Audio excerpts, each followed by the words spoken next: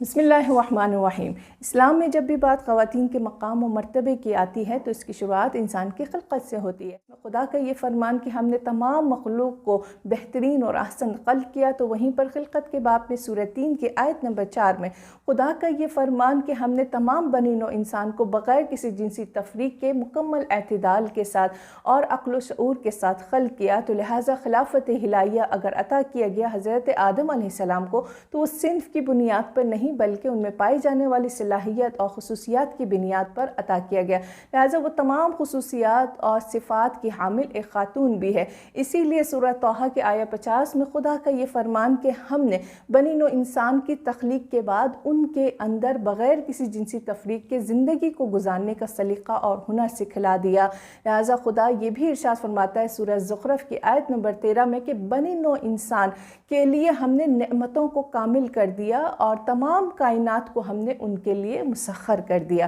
لہٰذا ایک طرف ہم بات کریں کہ کس طرح انسان کی تخلیق پر خدا فخر بھی کرتا ہے، نعمتوں کو کامل بھی کرتا ہے، تو دوسری طرف خواتین کی عظمت اور ان کے اندر پائے جانے والی لیاقت، صلاحیت یا ظرافت اور خصوصیات کی تعریف کرتا ہے۔ قرآن قصیدے پڑھتا ہے۔ سورہ تحریم کی آیت 5 ہو یا سورہ نساء کی آیت 34 میں خدا خواتین ہی کے متعلق یہ ارشاد فرماتا ہے کہ یہ مسلمات ہیں، دین کو انہوں نے زبان پر نہیں بلکہ اپنے قلوب میں بھی رکھا ہے۔ یہ وہ خواتین ہیں کہ جو سائحات ہیں، جنہوں نے ہجرت کی ہے برائیوں سے نکل کر، برے رسومات سے نکل کے نیکی اور نور کی طرف، روشنی کی طرف۔ لہٰذا یہ وہ خواتین ہیں کہ جو عابدات ہیں، کہ ہر لحظہ اپنے آپ کو، اپنے امور کو اپنے رب کے لیے انجام دیتی ہیں، حالت عبادت میں رہتی ہیں۔ انہی خواتین کو کہا گیا کہ یہ حافظات ہیں، اپنے وجود، اپنی باطن، اپنی روح کی اصلاح کرتی ہیں، یہ قانتات ہیں۔ جب بھی ان کے پاس اسلامی قوانین آتے ہیں تو یہاں پر وہ کوئی سوال نہیں کرتی بلکہ اس قوانین کے آگے سر تسلیم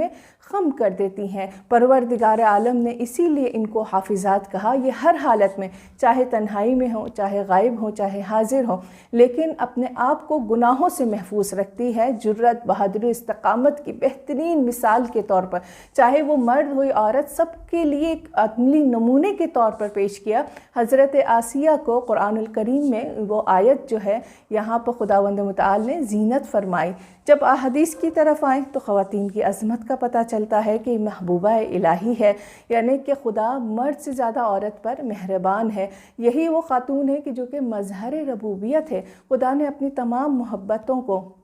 اور خداوند متعال نے اپنی تمام حسن و جمال کا عکس اگر قرار دیا تو وہ ایک خاتون کو قرار دیا، لہٰذا خدا کے نزدیک یہ اتنی محبوب ہے کہ نسل انسانی کی امین قرار پائے، اور حمل کی حالت کو رب العالمین نے جہاد سے تعبیر کیا ہے۔ لہٰذا نماز اور واجبات جیسے جتنے بھی امور ہیں اس میں خاتون کو ہی فوقیت دی گئی، یہ ایک فضیلت دی گئی کہ وہ ان واجبات میں پہلے قدم رکھیں اور سجدہ ریز ہوں۔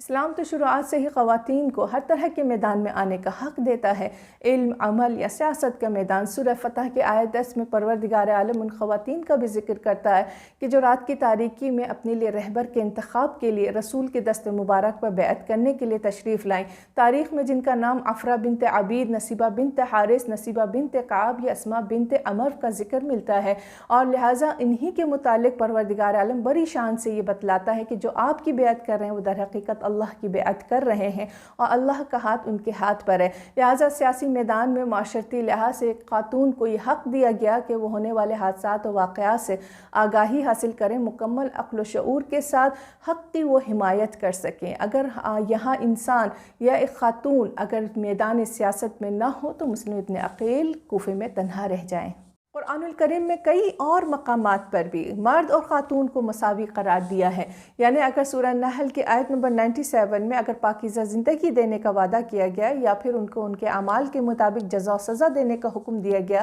تو خداوند متعال نے اس میں کوئی بھی تفریق یا کوئی بھی جنسی نوعیت کا فرق قرار نہیں دیا۔ ساتھ میں اطاعت الہیہ میں مرد ہو یا خاتون ہو دونوں پر ہی واجب قرار دیا کہ وہ اپنے اللہ اور اس کے رسول کی اطاعت کریں۔ تعلیم و تربیت فضیلت کو پانے کا حق سورہ جمعہ کی آیت نمبر 2 میں ارشاد فرمایا کہ رسولوں کا آنا یا قرآن کا نزول بنی نوع انسان کے لیے ہے۔ ساتھ میں یہاں پر آخری وہ مقام و درجہ بھی ہمیں ملتا ہے کہ جس میں بلندی نظر آتی ہے، اور وہ یہ کہ خاتون کو مرد کا اور مرد کو خاتون کا لباس قرار دیا تاکہ وہ ایک دوسرے کی حفاظت کر سکیں اور ایک دوسرے کے عیب کو چھپا سکیں، ایک دوسرے کے لیے باعث سکون بن سکے۔ پروردگار عالم سورہ آل عمران کی آیت نمبر 195 میں واضح طور پہ یہ کہتا ہے کہ کسی کے بھی اعمال کو ضائع نہیں کیا جائے گا اگر وہ اخلاص و تقوی کی بنیاد پر ان کے پیمانے یا ان کو میزان پر رکھا اور پرکھا جائے گا۔